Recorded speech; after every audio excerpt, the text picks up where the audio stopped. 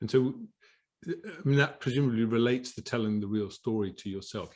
You've got to turn up authentically in your own life. I mean, I presume that to some extent it's easier for people to be inauthentic even to themselves. Yeah, well, of course it is, because we can lie to, I mean, Christ, I'm an expert in this one. I mean, I lied to myself for a good chunk of my teenage years and early 20s, so I'm pretty good at it. And so I know firsthand what that's like, to live a lie and pretend something isn't happening, because actually that seemed like it was more comfortable and less risky than actually living authentically. Now, of course, it wasn't, because for me, it was an episode of feeling in my early 20s, an episode of feeling panic that I'd never felt before. It was like a panic attack that I'd never had, that actually stopped me in my tracks and said, oh, what is going on here? Why has this happened? Why am I feeling this way? I don't understand this. Why am I feeling panic? And of course I was feeling panic because I was holding back a big chunk of my life, and I wasn't being truthful to myself or anyone around me, to be fair. So I think that's why, certainly for me, I'm passionate about telling the truth, and being comfortable with telling the truth of your story. As you move through the book, there's a sort of a critical point where because the way you write the book is very it's very caring. The way you write your book, you engage with the reader in a way where I felt like you were there holding my hand, saying, okay, let's take things at the right pace. And then there's a moment when you confronted me and you said, what do you want for the rest of your life? And that's quite confrontational. And then you were more confrontational, because you said you might be panicked about that and you might not want to answer that question properly. And that's your problem, you said, basically. Tell us about that, because there is this moment that you put your finger on and said, I'm not going to allow you to dance away from this. We're going to look at it. So tell us about it. Well, I mean, it's the easiest thing in the world. It's kind of almost part of a default in our humanity that, in some ways there's a comfortableness when we're disempowered, or we're living in a state of fear, or we're feeling victimized by life. There's something about that, even though it's desperately, desperately uncomfortable to live with, there's something about that can almost keep us cocooned, and we can disengage and we can disconnect. We say, yeah, but I've got a right to. Terrible things happened to me. This wasn't fair. This shouldn't have happened. And there's something about that for most people can create a sense of safety and security. And it almost becomes a reason not to engage with life fully. And of course, life becomes almost like a half existence. And I see this all of the time in my daily work. I see this all of the time. So there comes a point in therapy where, as gently and diplomatically and compassionately as you can, you have to gently challenge someone and say, but what do you want? Is this what you want for your life? Do you want to live in fear? Do you want to live feeling victimized? Do you want to live feeling disempowered for the rest of your life? And of course, most people will say no, but it was terrible. And I'll say, yeah, I get it was terrible. I understand terrible, but it doesn't mean that it has to define the rest of your life. And you have a choice in that. So I'm asking you again, what would you like the rest of your life to look like? What would that look like? And that can evoke a real sense of fear in someone, because what you're doing is you're saying, okay, let's come away from where you've been for a long time. And that does involve looking forward, and it does involve looking at other possibilities. And initially that can be terrifying, because it means change and it means possibilities. And it also means moving away from what's been safe and secure. And that can feel quite frightening. But, of course, the trade-off and the payoff is incredible, because, I see this every day in clinical practice.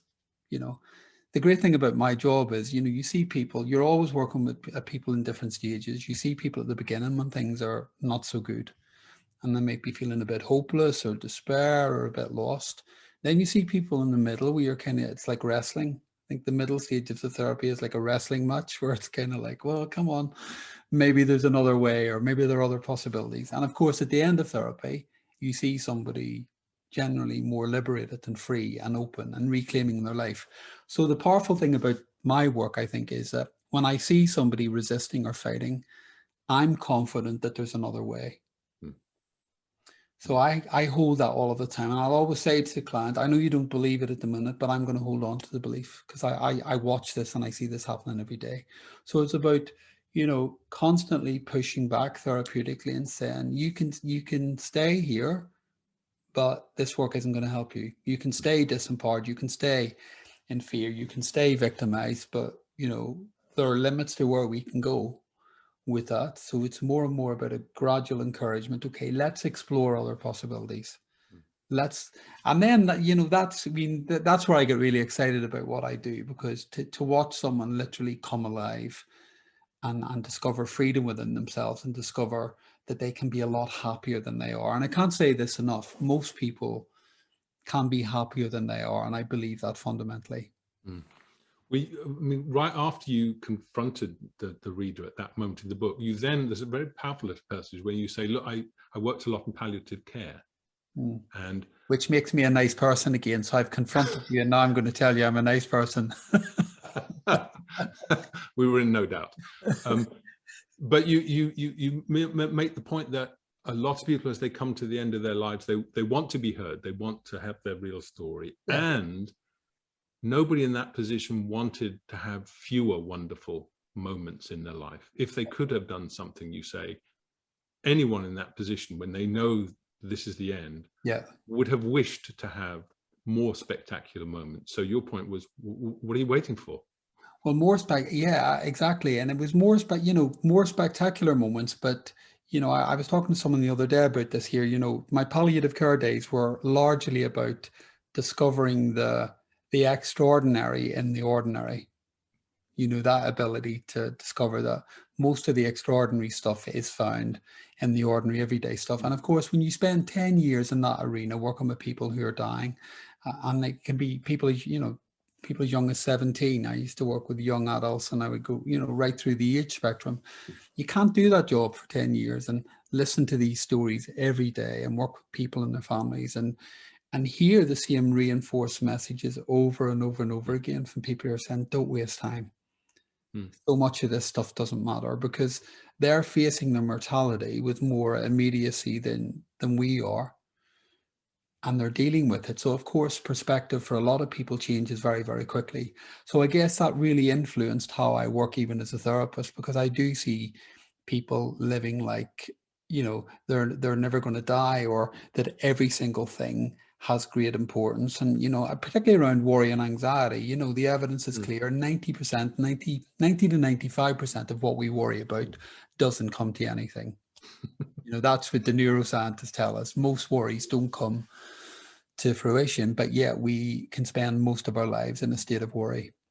And I guess what I saw in my palliative care days was these people I were working with who didn't have the advantage of living fuller lives and getting more time would talk about, God, if I had it to do all over again, there are so many things I would do differently. You know, the people I spent my time with, how I viewed my work.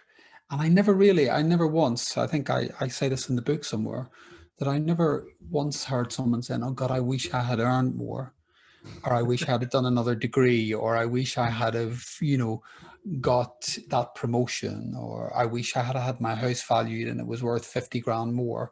Never ever heard any of that.